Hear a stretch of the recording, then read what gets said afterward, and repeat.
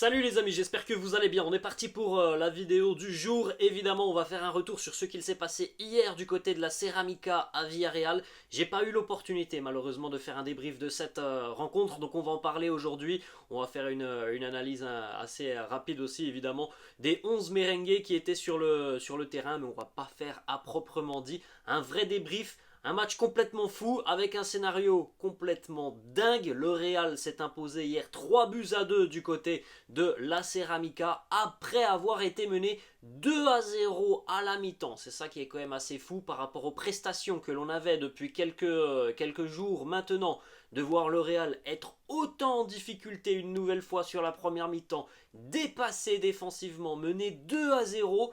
Franchement, il fallait avoir de grosses ressources pour revenir tout simplement en seconde mi-temps. Les merengues l'ont fait donc avec une première mi-temps qui a été catastrophique sur tout point de vue et une seconde mi-temps beaucoup plus entreprenante. Victoire 3 buts à 2 après avoir été mené donc 2 à 0. Etienne Capou au bout de 4 minutes de jeu avec notamment la passivité d'Antonio Rudiger. Chukwueze 42e avec là aussi une passivité globale de l'équipe.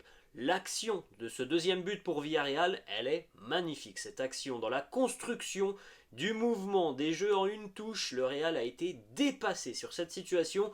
On en était donc à 2 à 0 à la mi-temps. Vinicius qui marque à la 57e sur un service de Dani Ceballos. Militao qui égalise à la 69e minute. Et Dani Ceballos qui marque à la 86e minute. En toute fin de rencontre sur un joli boulot de Marco Asensio sur son côté, après un gros travail aussi de Vinicius.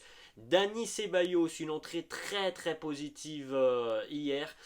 Il a été buteur, il a été passeur décisif. On regarde les amis la composition d'équipe de Carlo Ancelotti hier pour affronter donc Villarreal. On en avait parlé hier. On devait, d'après As et Marca, c'est pour ça qu'à chaque fois les amis je vous dis attendez bien la composition officielle. Hier, on n'avait pas de Vinicius Tobias titulaire. Côté merengue, on retrouvait de nouveau Militao en tant que latéral droit.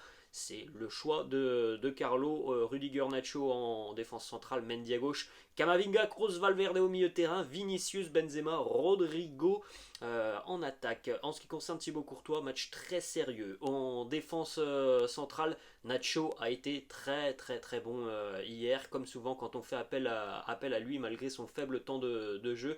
Vrai patron Nacho hier. Rudiger pour moi a été encore une fois le gros point faible de cette défense. Passif sur l'ouverture du score, passif sur le deuxième but, même si c'était mieux en seconde mi-temps. Militao a été très très bon sur cette rencontre, il faut le souligner, très très bon en tant que latéral droit. Et la petite particularité, c'est aussi que Militao est impliqué sur les 3 buts.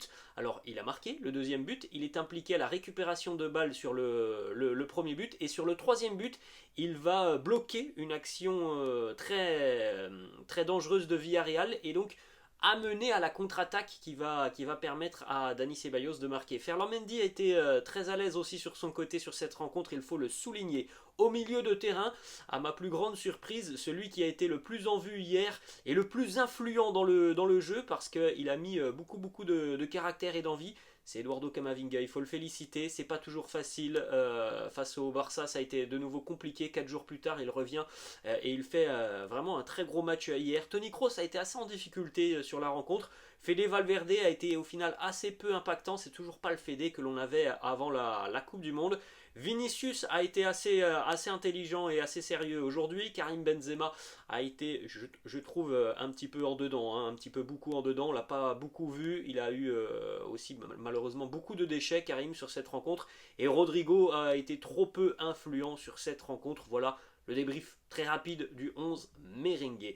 Le tirage au sort des quarts de finale de la Coupe du Roi aura lieu aujourd'hui à 13h30. Voilà les adversaires potentiels du Real. Bilbao, l'Atlético, le Barça, Osasuna, Séville, la Real Sociedad ou Valence. Voilà, ça nous promet vraisemblablement une très très belle affiche au prochain tour. Le prochain tour aura lieu d'ailleurs dans une dizaine de jours, même pas.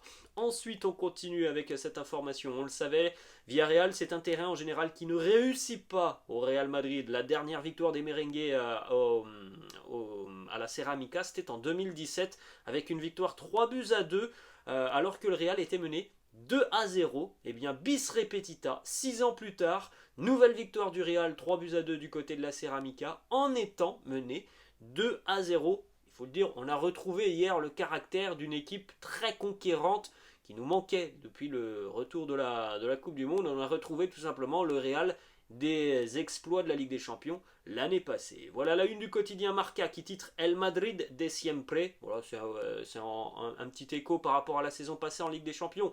Le Real de toujours, celui qui est capable de réaliser des miracles, avec cette photo de Dani Ceballos, parce que Dani Ceballos a été l'un des hommes clés du renversement de situation en seconde mi-temps. Le quotidien AS qui lui aussi ne se trompe pas, Dani Ceballos en une, El Madrid de los Milagros, le Real des miracles, parce que voilà, franchement hier avec la prestation en première mi-temps, c'était une nouvelle fois catastrophique. C'était dans la lignée de ce que l'on avait vu face au Barça, dans la lignée du match face à Villarreal il y a 15 jours. Eh bien à la mi-temps à 2-0, c'était difficile d'imaginer un tel renversement et retournement de situation. Petite déclaration de Dani Ceballos qui lui dit tu dois profiter de chaque minute quand tu portes ce maillot. Il l'a très bien fait hier, et ça c'est quelque chose qui donne tort à Carlo Ancelotti, dans le sens où on sait que physiquement les merengues étaient peut-être pas forcément très bien avant cette rencontre, même si sur la seconde mi-temps j'étais assez agréablement surpris du niveau physique et de l'impact qu'ont mis les merengues. Mais il est évident qu'on aurait pu imaginer que Dani Ceballos débute directement cette rencontre, comme on aurait pu aussi imaginer hier que Vinicius Tobias débute aussi cette rencontre. Bref, voilà, ça a été quand même le bon choix de Carlo de faire rentrer très rapidement Dani Ceballos, parce que avec son jus, son envie d'aller de l'avant, sa disponibilité, sa qualité technique aussi évidemment, il a fait d'énormes différences sur la seconde mi-temps, espérant pour lui que ça lui donnera peut-être un petit peu plus de confiance et peut-être même un petit peu plus de temps de jeu. Une petite stat d'ailleurs sur Dani Ceballos, parce que voilà, il est impliqué sur 2 buts hier. Et donc c'est une première pour lui. En 90 matchs disputés sous le maillot du Real Madrid, il n'avait jamais été impliqué sur 2 buts au cours d'un même match. Un but, une passe D hier pour le milieu de terrain espagnol. Déclat de Carlo Ancelotti sur des hommes qui ont changé la rencontre hier en seconde mi-temps. Dani Ceballos, mais aussi Marco Asensio, qui d'ailleurs délivre la passe pour Ceballos sur le 3e but. Carlo qui nous dit Asensio et Ceballos ont changé le match. Ils ont mis beaucoup de qualité et d'énergie sur le terrain. Ils ont été décisifs pour renverser la situation. D'ailleurs, déclaration de Marco Asensio, une déclaration très intéressante sur son futur. Est-ce qu'il sera toujours au Real à l'issue de la saison? On ne sait pas. En tout cas, voilà la déclaration de Asensio. Et là, pour le coup, on a une déclaration qui nous dit tout. Parce que depuis quelques temps, on n'avait pas un Marco Asensio qui avait dit noir sur blanc, je veux rester, je veux prolonger. Cette fois-ci, c'est fait. Voilà la déclaration de Asensio qui nous dit je veux renouveler mon contrat ici au Real Madrid, mais ça ne dépend pas uniquement que de moi. Voilà, les mots sont posés. Lui veut continuer au Real. Ensuite, on enchaîne, les amis, avec cette fois-ci des déclarations de Carlo Ancelotti à l'issue de la rencontre. La remontada, parce que c'est une remontada du Real hier, il nous dit oui, nous sommes revenus dans cette rencontre. La première mi-temps n'a pas été bonne et c'était inattendu.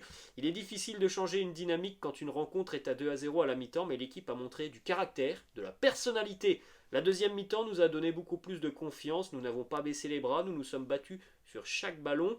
Voilà, c'est plutôt très positif le visage affiché en seconde mi-temps, et ça évidemment que moralement c'est quelque chose qui peut faire beaucoup de bien aux merengues qui étaient peut-être vraiment en dedans depuis quelques matchs. Là, on va du côté de Bilbao dans 48 heures maintenant. Donc là, franchement, cette victoire hier, elle va faire, je pense, beaucoup de bien au niveau des têtes. Autre déclat de Carlo qui nous dit « J'étais très en colère à la mi-temps.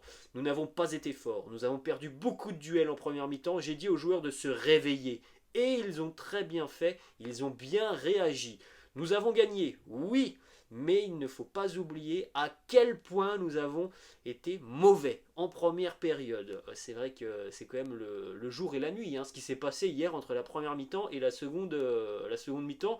Franchement, moi j'étais fou hein, devant mon écran lors de la première mi-temps, parce que ça fait 4 jours après le match du Barça que l'on entend il va y avoir une réaction, on va se remettre dedans. Et quand j'ai vu la première mi-temps, je me suis dit c'est pas possible, c'est du foutage de gueule là ce qui se passe sur le terrain.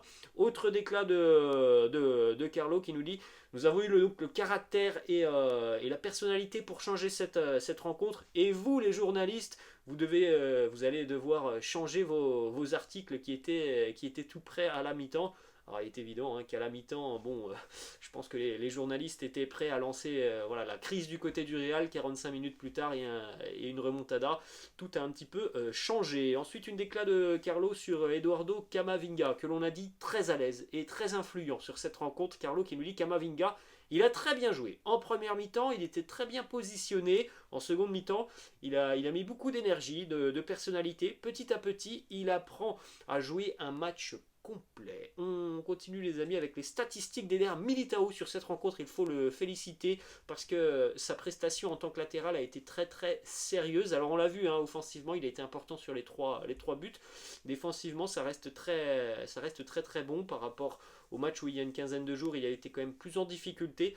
12 récupérations de balles, 9 duels gagnés, 5 tacles, 5 interceptions, 3 dégagements, 2 blocs, 1 but pour Militao. C'est très très très solide. On enchaîne avec cette altercation hier entre Rodrigo et Carlo Ancelotti, lorsque Rodrigo a été remplacé en début de seconde mi-temps. Alors, est-ce que c'est volontaire ou non? En tout cas, il n'est pas allé saluer et checker, on va dire ça comme ça, Carlo Ancelotti, son entraîneur. Ça n'a pas plu du tout à Carlo, qui est venu tout de suite le trouver sur le banc de touche. Voilà ce qui s'est dit à l'issue de la rencontre. Carlo qui nous dit: je lui ai dit à Rodrigo que lorsqu'il devait sortir, il ne devait pas oublier de venir me saluer. On a un petit article d'ailleurs de la Saïta Rubia qui nous répond.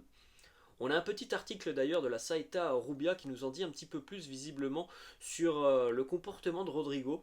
Il semblerait que Rodrigo commence à dire à son entourage qu'il est fatigué d'être considéré comme un remplaçant, qu'il mérite de jouer plus, et que lorsqu'il joue, il est toujours le premier à être remplacé. C'est peut-être pour ça qu'hier il a montré cette réaction négative envers Carlo Ancelotti, de ne pas venir le saluer en étant remplacé. Bon, après c'est pas un match exceptionnel de Rodrigo hier, on attendait certainement mieux, mais c'est vrai que dans le comportement c'est pas anodin, je pense, qu'a fait Rodrigo hier, mais il a tout de suite été repris de volée par Carlo Ancelotti. Et on va terminer cette vidéo les amis avec une information qui concerne Aurélien Tchouameni. Alors on le savait, Aurélien Tchouameni est blessé, mais être blessé ça veut pas dire que tu as le droit de tout faire en dehors en fait. Et hier, Aurélien Tchouameni il était présent à Paris pour assister au match entre les Pistons et les Bulls, un match de NBA qui était à Paris hier pour évidemment vendre un petit peu plus encore l'immense championnat américain de basket. Il était donc à Paris,